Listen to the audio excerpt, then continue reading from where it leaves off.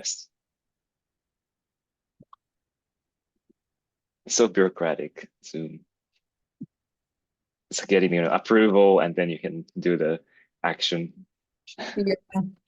It's their version of, asking for consent and feeling that they're, covering all the liabilities there. So, yeah. Yeah, but like who to blame? Like because yeah, well, it's American company. Okay, sure. Well, we had a choice during Corona. It was Skype or Zoom. There was Jitsi. I insisted with Jitsi as long as I could, and people were like, "No, Zoom is the best." I'm like, okay. That's true. I stuck to like Jitsi. I mean, I still use it sometimes, and I'm quite happy about it. Although some people are like really skeptical. I mean, this is the problem, right? Because if I send Zoom link, people are like, okay, that's a meeting, Yeah, or yeah, Google maybe okay, but like Jitsi is like like what is this? yeah. Yeah.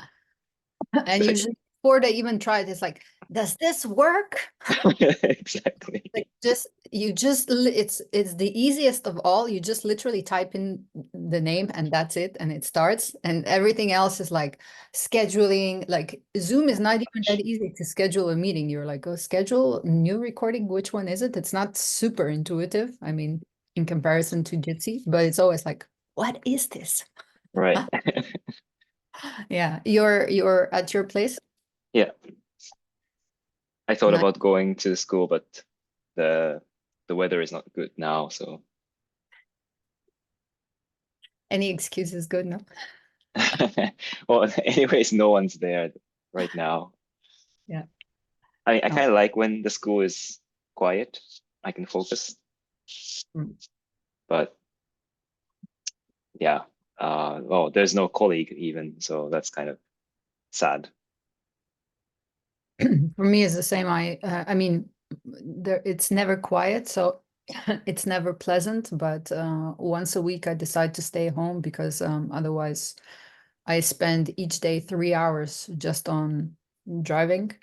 Um, Mm, and now I've been doing it now for I think 2 months, and now I really feel how these 3 hours could be used for rest or some other activities or something, and it's really lacking because I come home and I feel like I never have enough time. So yeah. yeah, once I had a job in Japan, I was commuting like an hour and a half, like one way to the work. Yeah. Yeah, like there's no time left. It's true. Yeah. I have to go like after like 1 hour or so. Yeah, But yeah. that's yeah, We, how we it can can go, be. we can cut the chit chat. We can go straight. Yeah. Well, it's part of the process, I think. Yeah, but what is new in PhD life? I mean, What is new in PhD life? I mean, The update. It's yeah, like, like when you talk to the supervisor, like, so what's the update? yeah, yeah, yeah. Well, Actually, I've been reading papers. I find myself, I actually wanted to, yeah, I mean, not that it's a serious question, but I wanted to ask you if you ever have but you're very focused and you have, very early on you had a very articulate idea, but also I assume you proposed it, right? It wasn't given to you, the topic. Right. Although the scope was like already set, like it's something about movement. Yeah. It's not specifically about dance, and I think actually the very first idea I had was to do something with neuroscience or like neurofeedback, let's say. Yeah. Yeah. But then I shifted, I don't know why. I don't remember actually, but that was the initial idea I had because I wanted to do something. Oh yeah, because that was something I wanted to come back like around this time, like last year. I was thinking like I should do something again because I was exploring neurofeedback, brain-computer interface, like around 6, 7 years ago. And I thought maybe it's time to come back to it, but it's not happening. I How might do it or something, but I don't know. Not does research. Yeah, but that's quite interesting, especially in the sense of, I mean, I'm a bit bored of the topic of dance improvisation, but still, like decision making during improvisation or dance or things like that are quite, yeah, interesting. And I think they're really underexplored. Not for the sake of like, oh, dance should be more explored, but I think it's really specific. Yeah. Um, Already because it's more or less improvisation and because it's movement based. It's like, yeah, decisions and actions and movements and gestures. I don't know. It's very interesting. Yeah. No, but I wanted to say I have a problem of I realized that I spend the last 6 months rephrasing my question constantly, which also makes sense. But because they gave me, I was given a topic and it's quite wide. It's literally, I keep unpacking the title to try to understand what my approach would be. And that keeps changing the more I know, of course, or the more I read. So it's never coming from the same position. It's always like, and now I've discovered this. So now my take is from this angle. And I'm like, I realize I have to give myself a deadline to say, okay, by that time you need to insist on something.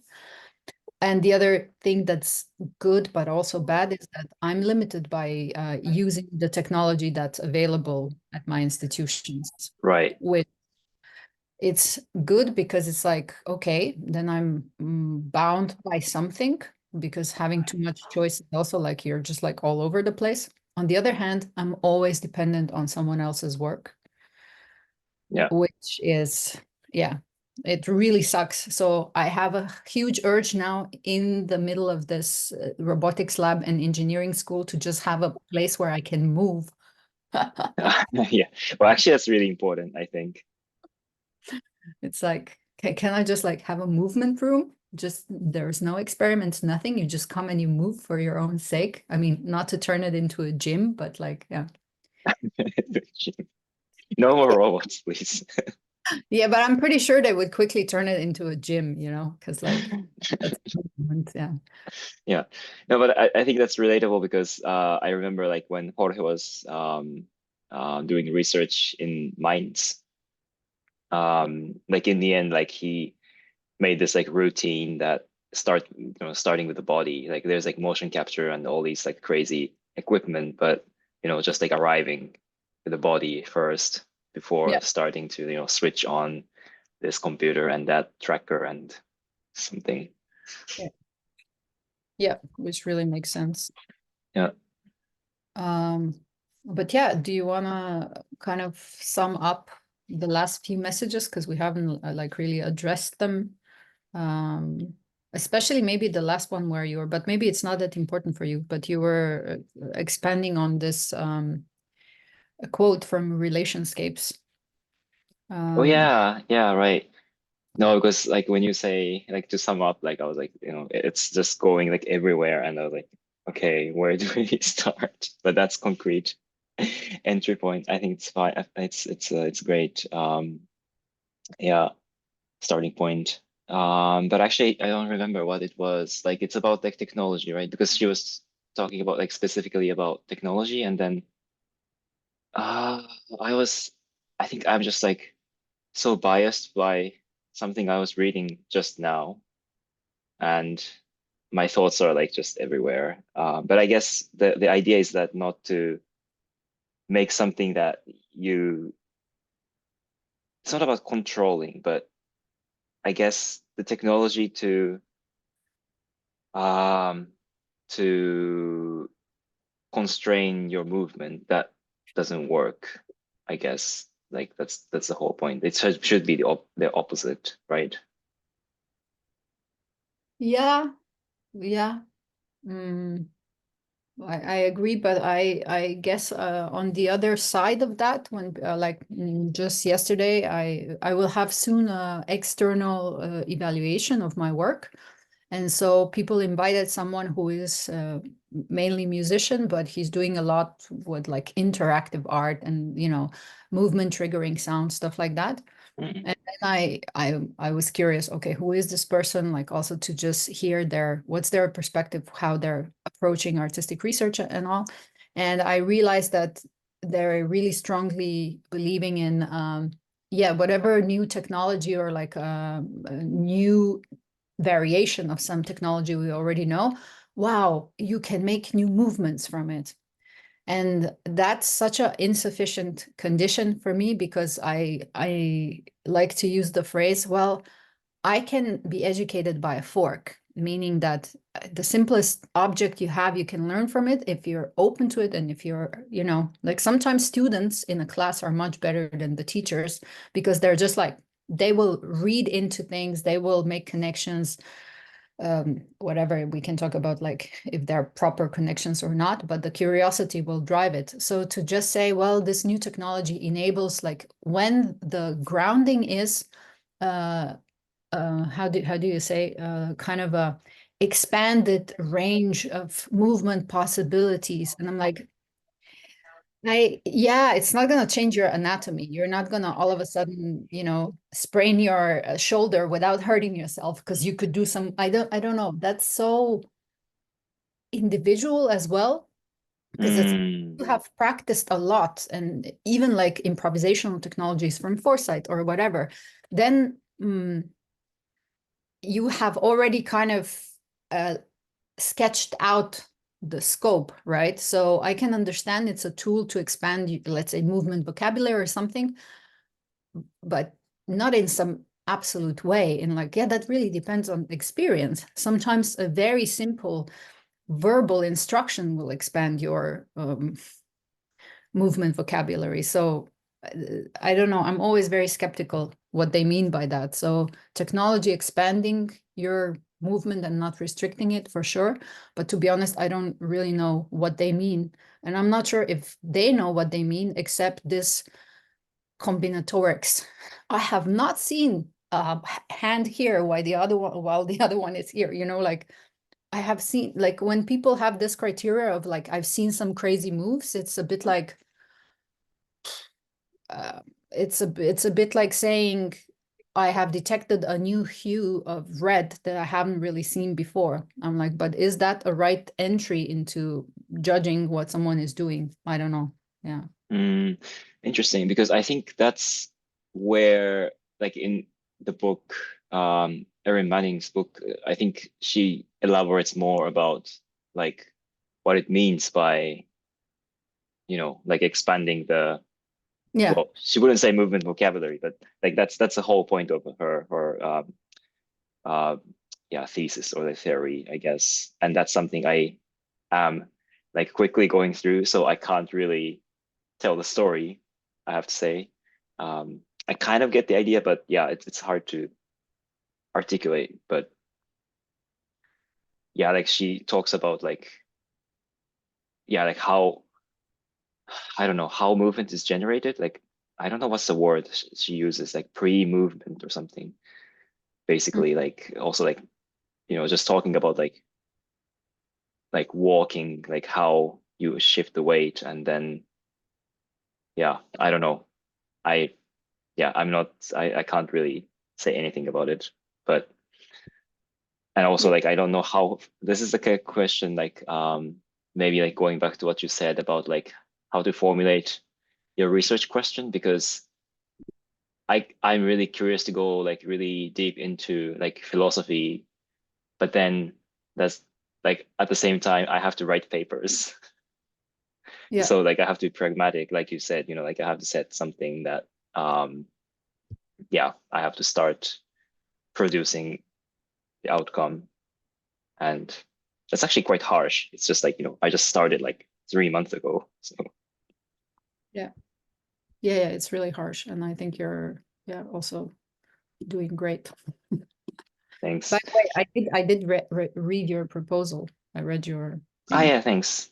I Yeah. think it has, oh no, but that's the one that I recently submitted. Yeah, yeah. So it has something that is much more than the original proposal, because the original proposal was like to apply for this program for the PhD, to start PhD.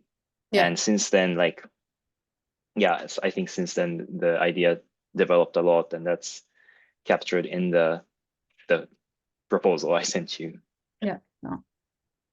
But I wanted to say, yeah, I'm not sure, but you probably are following that. There are three conferences that you should definitely check and consider applying. One is, I think one has a date very soon, but then again, it's just a 300-word abstract that you need to send in. It's Okay. the one that I kept liking it on his page, but I didn't check it out. And now I was like, oh shit, it's really now. It's this starts in Barcelona. I don't know if you know. Star. It's like the EU thingy, or No, no. Wait, I I don't will know. find it. Starts. Yeah, it's a symposium on arts and science. I'll post it into the chat. Yep. Wait, where's the chat? This one is now. So, but I think you can easily just like, because the application is, I think, pretty easy. They have very kind of concrete subtopics, but also not, because you can just, it's one topic is like towards hybrid research.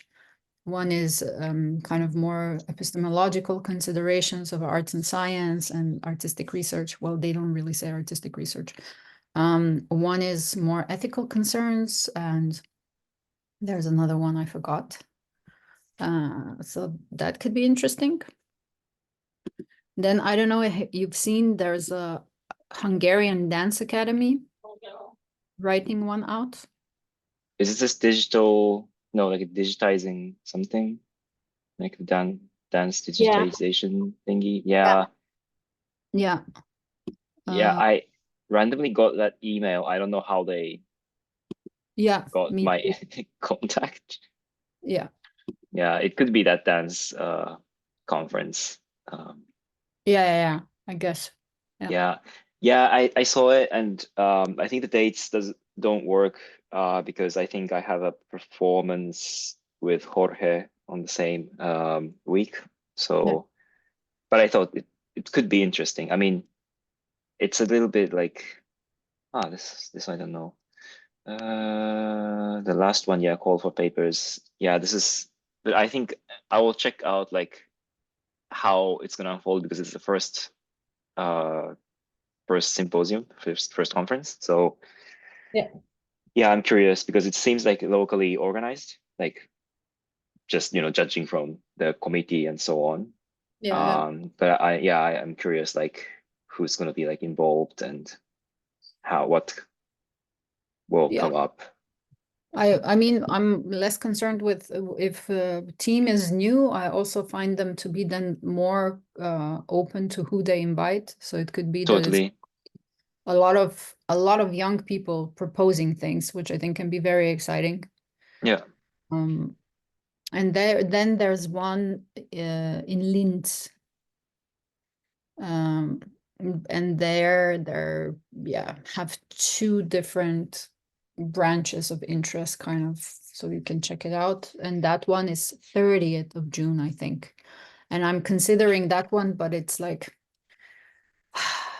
um, I think they're asking very interesting questions, but the way they propose it, like how they're thinking about it, is like, nah, not really my cup of tea. So I'm like, Okay. not sure. Yeah, you will see. But it Okay. makes sense, yeah. That one is more about body knowledge, uh, I see. tacit, explicit, implicit, um, which I think is very valid for, yeah, dance studies for sure. But what I find a bit limiting is that they're always proposing this, like the tacit knowledge of the musician interpreter. It's like, yeah, some things are also automatized in your body, so you know how to do them, or what are you talking about exactly, right? And it doesn't, yeah. But then again, I also didn't really read the papers they're proposing by this one woman that is organizing it. But I find, yeah, that's another interesting thing, also maybe for you when it comes to notation. And you said that your PhD wasn't necessarily about dance. Also musicians, right? Uh, as like music interpreters, meaning that maybe they're playing the instrument, they didn't necessarily write the music, or like I guess that's who they call interpreters. So what do they also use notation for performance or not? Or yeah, they're really busy with I think preventive approaches for the body because they suffer, I think, a lot from repetitive movements. Mm, Um, so I think that was the first access into, yeah, performance, the performative body of a musician in that sense. Um, but yeah, I think it's also interesting point of view, yeah, because a lot of them are also really going into performance. So they have a, I would say, particular take on performing, choreographing, composing of movements. Yeah. interesting. I mean, there are a few things like one is that I was checking out one of the papers that Sarah Fidelawi supervised, and that's about like understanding how choreographers create dance, but also they interviewed composers, like musical composers, and how they create music. I think it's about, I don't know if it's about notation or I think notation is part of the study, but it was interesting like to have this kind of, combining, blending two different disciplines. Although I feel like the paper is quite like um in a way like analytical in a sense that they try to theorize. So it's like going back and forth between like different practices, and it's really, for me, it's hard to follow. Like rather than like, just talking about one person who's, how they create Yeah. versus like, trying to like mishmash everything and find the common um practices, which I understand as a scientific practice. I think it's valid, but so that's one thing. And also, I was reading one of the papers from my supervisor, and basically they reviewed recent papers in human computer interaction and contemporary dance. And one of the findings is that there is no like single idea of contemporary dance, right? I mean, that's not just about HCI, but like Yeah. yeah, the contemporary dance itself, like, they try to like understand, is it something like relational to, specific work to situate contemporary dance, or is it like a dance style, which I think it's very tricky to say it's a dance style. Yeah. But some people classify as such. I, I think it's really also oh, okay. I think it's also really a question of who is writing the paper. Clearly not the dancer, because I would say Yeah. that they had there's a huge body of work done by Frankfurt Hochschule. Okay. There was a 5-year long project called Tanzplan Deutschland. I mean, that was the funding body on contemporary technique. So, and they issued a really fat book on what is contemporary technique. And they went around all schools in Germany to literally interview everyone from administration to teachers to students of like where the traditions come from, what do they share, what they don't share. It was really interesting. And of course, they come to certain like properties or like features that are shared, and they're quite simple. They're just like experience over form, but within the range of what your body can do, because we don't have wildly different bodies in that sense. Like, we will have maybe 5 different ways how to go from floor up, and we're not gonna spiral on a tail because we don't have a tail, like and stuff like that, on a hand, like so, or yeah, they kind of went into the origin, looked at that, what was back then contemporary dance, or Isadora Duncan revolting against, how that went into modern, postmodern, and what is then the legacy of that. And that's huge. So I really recommend that one if you have like more And they really address questions of like style, technique, um, uh, uh, methodology as well, and to distinguish these things. Yeah. Interesting. Yeah, if you could send me um, a Um, pointer, that'll be great. so this is one of the initiators of the project, Ingo Diehl. He's the director of the MA Code program, and Tanzplan Deutschland was the funder. How they're called now. Okay.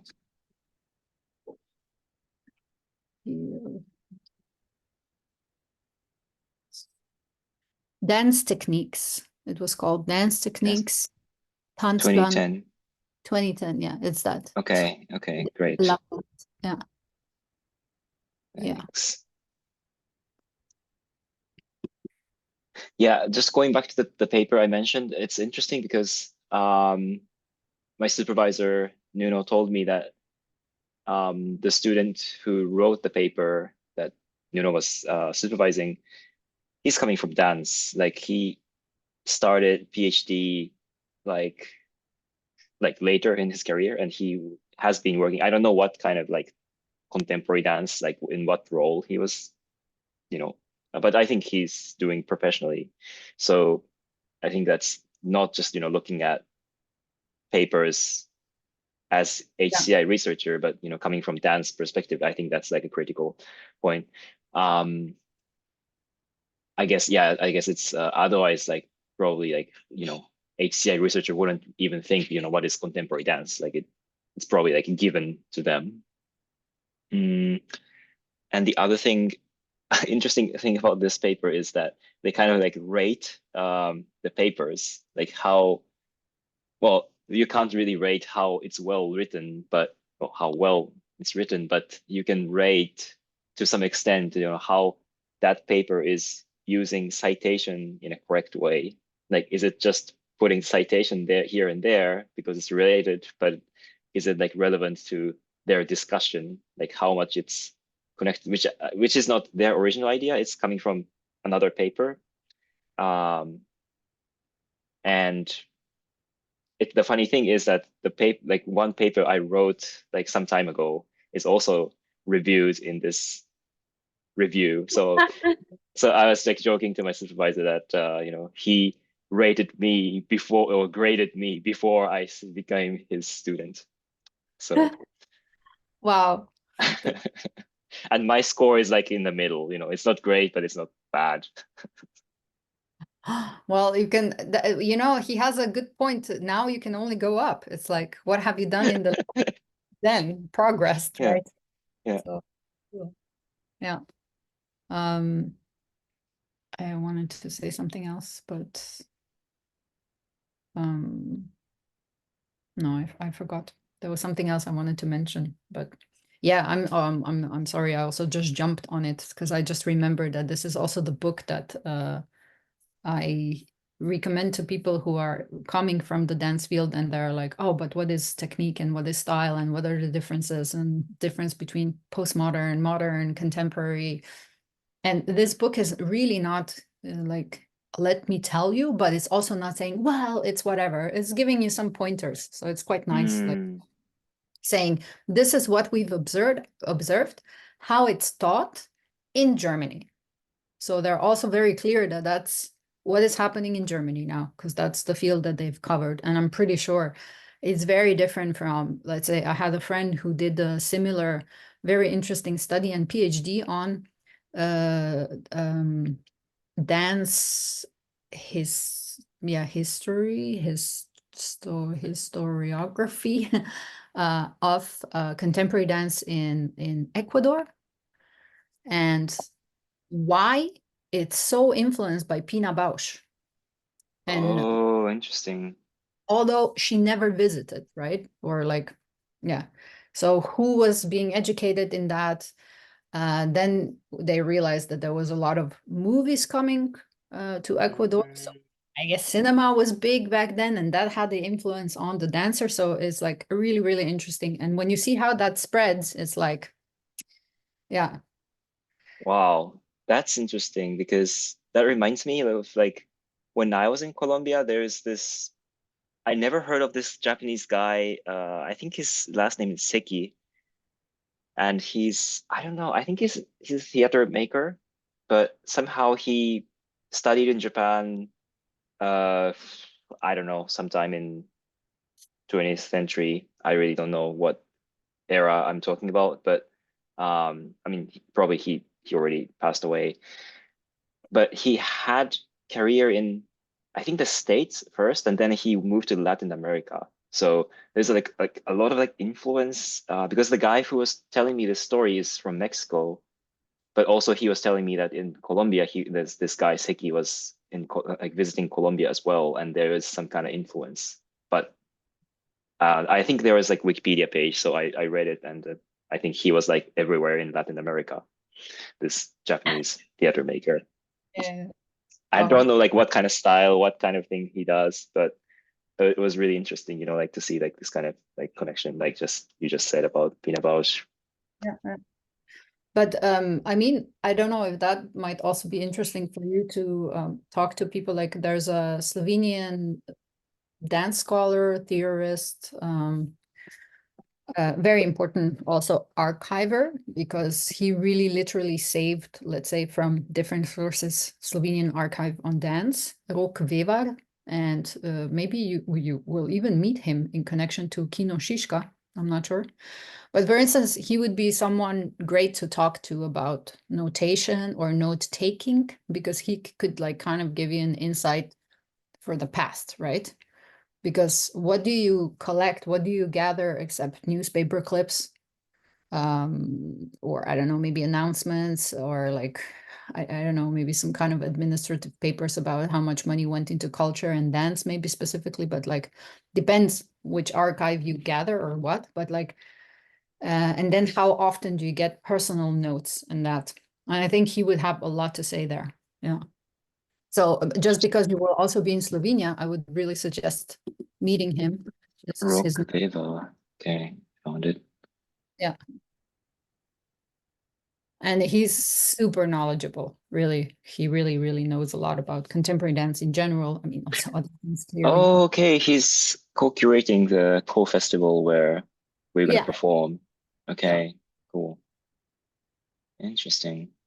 And he's I guess he started a bit before I started, like as a dramaturg. So I've been in touch with him a few times, and also always had like very, yeah, nice exchange. So if you talk to him, say hi, because I'm Will always like, do.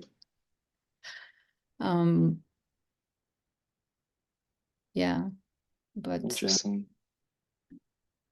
and I wanted to ask you if you maybe have authors or papers to recommend. What I'm interested in, or what I'm looking at now, is just all the examples of not just dancers working with technology, maybe as well, but yeah, maybe you have another source, because I just have more sources from the dance field. So whoever, Hmm.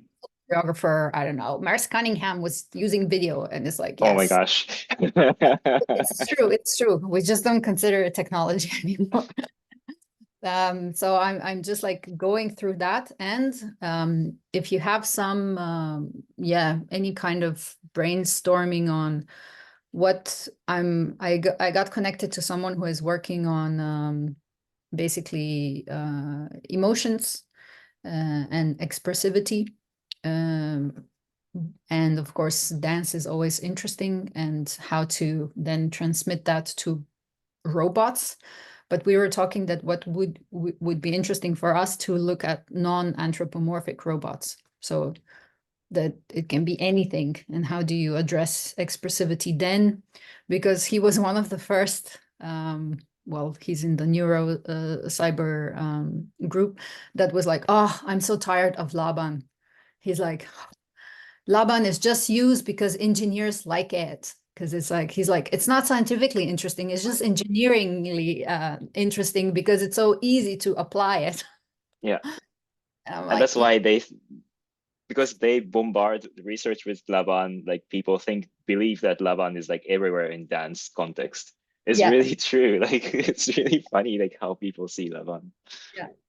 And then I was just telling him, I mean, a lot of people don't work with anything external in dance or anything abstracted in the sense of like external stimuli or geometry or like foresight. They work with imagery. And he was like, oh, wow. I'm like, isn't that clear? Like, you know. So yeah. If you have any work, any like just a name, you don't have to like really look for it, just like to mention or drop names, and I will just research. So kind of a basically, it's not really post anthropomorphic, I guess.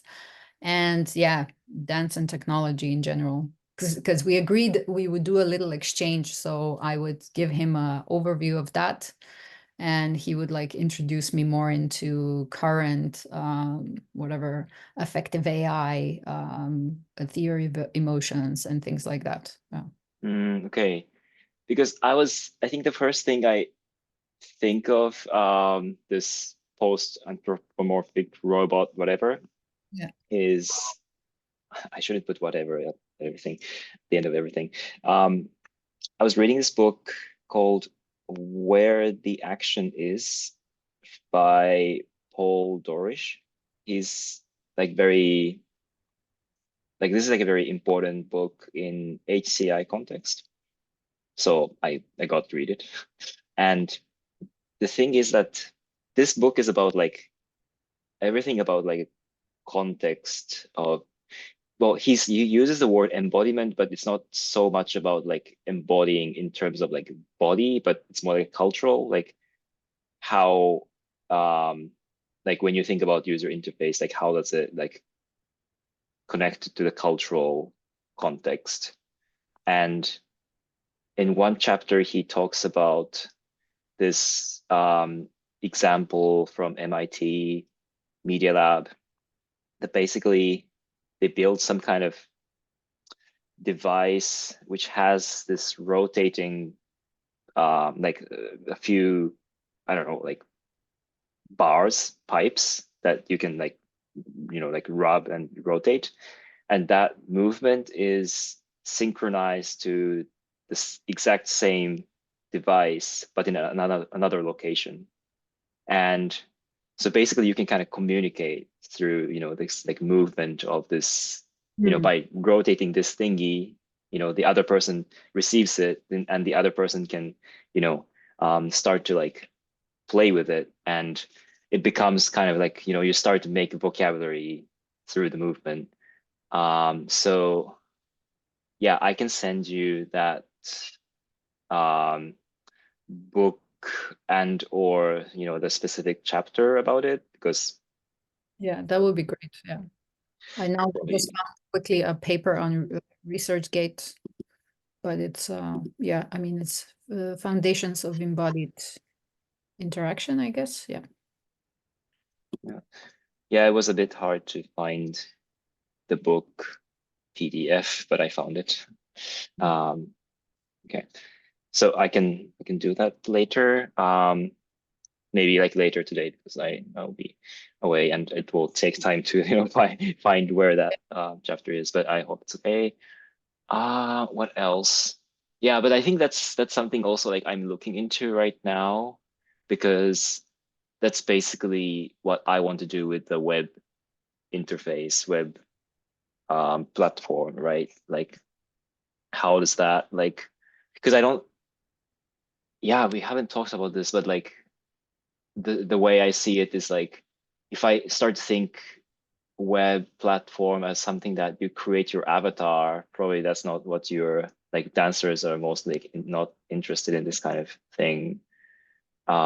Because I noticed that like because I was reading Glitch Feminism book and I noticed that the author she's really like having this online centric idea that this like online and you're away from keyboard, not even like in real life. So there's kind of situations like already saying that you have your kind of like avatar or like online presence, and yeah, that's like equally important as your body in a way. um And I actually have this kind of idea as well. Like when I'm like online, like I do have my online presence, I think, even though I'm not on socials right now. But I think that's something that, people, not just about dancers, but people don't use um online so much to, like online forums, or it can be, like another extreme is like VR chat, kind of like actually having your avatar online and, communicate with other people. I think some people have like hesitation to do this because they just don't have this idea of like, different identity online and identity in real life. So I just want to say that, this post anthropomorphic, like not no robot, but web interface could be something I should explore in terms of like, bringing dancers into this online forum or online platform context. Mm. Yeah, I mean, this is a really stupid argument, but I would say that dancers are maybe less interested just in like online presence through an avatar, because it's, I would say there is a more profound interest in moving than looking, appearing, right? I mean, Interesting. movement is also about appearance, but it's a dynamic one. It's like it's not graspable right away. Not many. It's not very legible, except the typical things like classical dance. Ooh, elegance. Hip hop. Ooh, roughness, or being trendy or something.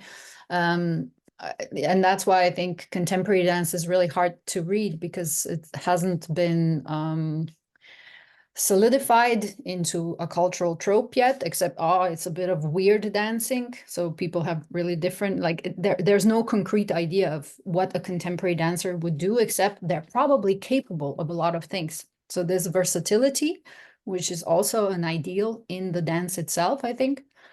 Yeah, but I think there's something about uh it's also how you judge when you, like, if you're at an audition and you see dancers move, uh it's never really about the looks. Yeah, I mean, unless it's as a if it's a more performance oriented piece that someone is trying to create and they're looking for charismatic individuals, or if they're looking for really capable dancers, there's already a difference there. So I think it would be much more interesting to have an avatar with extra capabilities, or that behaves in a certain way, and not just that it carries symbols, right? I mean, not in the static way. Right. Yeah. So yeah, I don't know, like an avatar that would also predefine how you can interact with the platform. Let's say if your avatar can rotate, that means you have an extra access to some things or something, so that's a much more complex thing than just representing, but it's, you can really actually read into, I'm not reading into your wishes of who you would like to be online or who you are constructing, but I'm actually reading about your status and your agency in the Mm, online space, or like, yeah, I don't know. Interesting. Yeah, like a concrete example I had is like there's just like a cursor on, I don't know. Actually, Etherpad doesn't have cursors of other people, but Google Docs have. Yeah, yeah, Actually, like I already tried. Someone made plugin for Etherpad to show others cursors, and I installed it on my Etherpad. I thought yeah, that, this is going to be great, and everything was so off.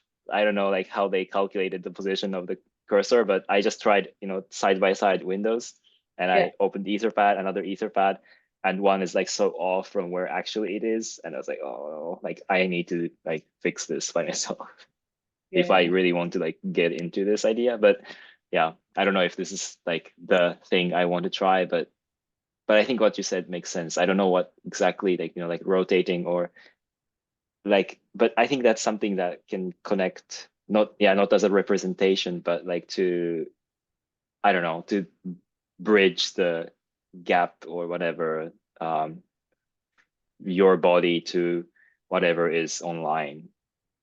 I don't know if that makes sense. yeah, yeah, yeah, yeah, makes sense.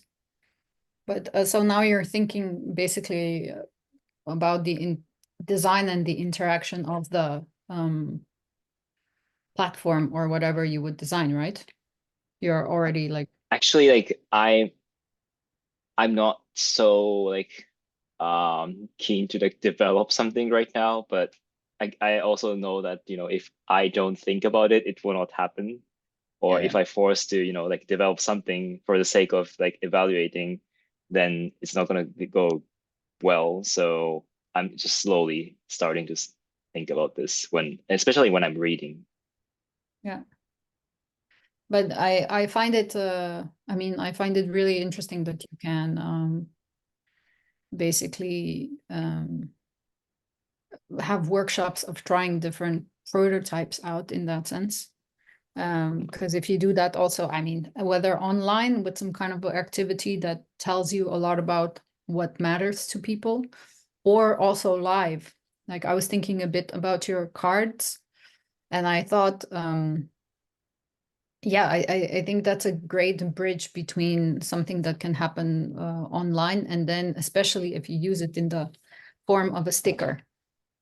Because I think a paper I might just lose, right? A little piece of paper Mm, card, unless it's a deck of card that I print out and that becomes my operative tool, right? But I thought, yeah, if it's in a sticker, it can stay as a card, but it can also then be like really put somewhere, or also a notebook and so on, and reproduced and reprinted and so on, which I think is very interesting, or then edited and it's another version and so on. Um, but this trace of something that's online in the real world, I find it, yeah, I think that's why also maybe so many dancers stick to writing by hand as well, because it's like you want to deal with something here and now.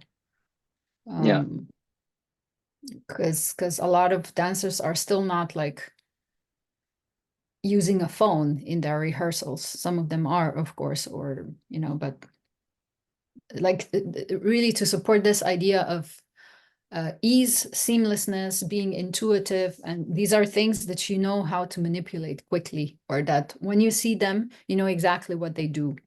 yeah, Yeah. right.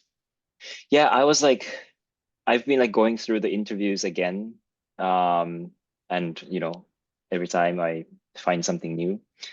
And at first, like the way I was seeing analyzing the interviews is like more like kind of classifying, you know, who's using more tech, who's more organized, who's less organized. Like this is like easy thing to like categorize, but it's also like a bit more like quantitative. Um, you know, like because you're kind of like categorizing, like putting two numbers. But now that I start to see a pattern that it's not so much, I mean, there is, of course, you know, like some people are more like tech savvy and some people are like, you know, sticking to analog. But like you said, you know, like everyone has this moment that you have to work with something messy, like can be like paper or, you know, like really like jotting down in the studio. And it's more not so much about like who's more capable and less capable, but you know, what's the situation where you actually need this messiness versus like especially yeah also like I'm influenced by the studio visits that you know in the studio like you wouldn't work with the laptop right so much. I mean depending on the role, but Yeah, yeah, if someone's actually like moving then they can't really use a laptop, but there is a moment afterwards that you have to work with the material that you collected in the studio and reorganize it, which I have to like try to like understand how I can look into this process because it's like almost like I need studio visit, but like, you know, your home visit. I don't know, not yeah, your office visit, yeah, yeah, but yeah. it's really, it's also very intrusive. So I don't know how to like do this, but this is like something I'm curious to see as a next step. Mm-hmm. Mm. No, but I like the question of when do you need the messiness, and then what supports the messiness? Because sometimes you just need something to contain the messiness, but not necessarily organizing it, right? Um, so you don't want to clean it up right away. You need to have it there and be able to unfold it when you need it, and then just like kind of contain it or cover it up, but not put it back. Yeah, yeah. Yeah. And I guess everyone has different. Well, maybe this is like where I can start to like find the typology or like archetype of like dancers, not about their capabilities, but like how they organize, like how frequent they clean up the desk, or you have to like keep it tidy all the time. I'm just looking at my desk and like because earlier I was showing the nail polish because it was somehow ended up next to my Yeah. laptop. And it's just one thing, like just the top coat, because I had to like retouch something. So everything else is like in the shelf, but this is here. Um, yeah, next to, I don't know, chocolate, whatever. So Yeah, but which is really, and maybe I just want to bridge to that because this is also something I'm interested in right now, and I think it might be, yeah, I'm sure you've thought about it, but an interesting thing is like the fact that something like this is close to our laptop, right? It means that it's something we can do while we're here at the desk, which means it demands more or less similar attention, right? So here mm, you're concentrated and you're kind of studious as well. And this is also having, of course, some like, detailedness, minuteness, and so on. So I was just talking to my supervisor who is proposing to do something, and he's like, he wants to do capacitive sensors, that just work on touch. But the problem is we can't find one that wouldn't demand this much distance, which is already stupid because here you're like right above skin. So if it senses me here, what's the point of that, right? We would even need because like, it's already like, because you don't want to touch this your skin, yeah, the wearer. that was his argument, saying, yeah, I want something at a half a meter distance, which I understand because it's a scale that others can perceive. Like, is something happening at the distance or is it right here? And then I said, yeah, but I think it's very interesting to think how technology is shaping our attention. Because, for instance, right now, also the sensor I'm working with is horrible. There's a plate, there's a bunch of wires, the whatever, the breadboard, blah, blah, blah. It looks, not only that it looks messy, but it looks fragile. So it demands this attentiveness from us and being careful and so on. And of course, because we cannot, it's very expensive to act like that in life. We want to reduce it. And the job of an engineer is to make it robust so that I don't have to have this attention. And I find that interesting concept just to keep. How do you, yeah, make it work so that when it's fragile, it's not also, maybe 50% of the time it will not work, but that you frame it performatively in a way that it still demands this like extra attention. And how do you induce that? And I think, yeah, I think a similar question is also valid for when you're using platforms online, right? If like already, if you look at TikTok or Instagram, TikTok is like one movement. There is not much else. With Instagram, is like you can fuck it up if you touch the thing, but you wanted to do the sound, but actually you're liking someone's post. So there's also much more space for error, right? Like unintentional actions. No, yeah, I'm revealing now a lot. It's like, I don't want to like your picture. But this choreography of choreographing the attention, how you're gonna, the technology is already telling you how you need to deal with it. And then people who have that stretch or want to adapt will do it, and others who don't, because it literally, when I do this, already shows like, I need to get focused. Oh, no, I want to stay free of this, right? So just the way a platform, a tool, piece of technology is demanding you to adapt your attention to it, I guess says a lot about a creative process and what kind of modes of attention you're already using there, right? Hmm. So if as a choreographer, I'm used to a certain scale of attention, which is like, I need to run the space and have a bit of detail. How can this be translated usefully into a platform? Or the other way around, I'm super detailed. I really get stuck into every little angle of something, like, right? So I don't know, maybe that's just an interesting leeway into thinking of design or something. But yeah, this question popped up for me and I was like, yeah, I like it that the technology is literally like forcing us, like, no, treat me nicely, like, yeah. Yeah, just like the paper I was just reading from David Kirsch in HCI, but basically like his argument is that, we're not just shaping the tools, but tools are shaping us. Yeah, which is McLuhan, right? Saying, Yeah, he's citing yeah, that, and just emphasizing that it's not something negligible in HCI, like when you design an interface. yeah. Oh, so he's the Kirsch, right? Yeah. Yeah. Yeah, Um, that's also like one of the but people I often see in um actually like you should like join our Discord, because basically I'm just posting all the references there. yeah, but have you posted the link already? Have you sent me the link? Yeah, I can do it again. Yes, because Probably like it's just lost somewhere. yeah, I think Yeah. for a while I was like kind of in the anticipation, and then I was like, did you send it already? Maybe not. And then Oh, okay. Yeah, you should have yeah, told me. I think it's this one. Yeah, I'll put it there. But yeah. So great. what was it? Yeah, I have to go soon, but yeah, I know like but also I know that we need like infinite amount of time to, catch Yeah, up. exactly. Yeah, but we can speak soon again. So yeah. Yeah.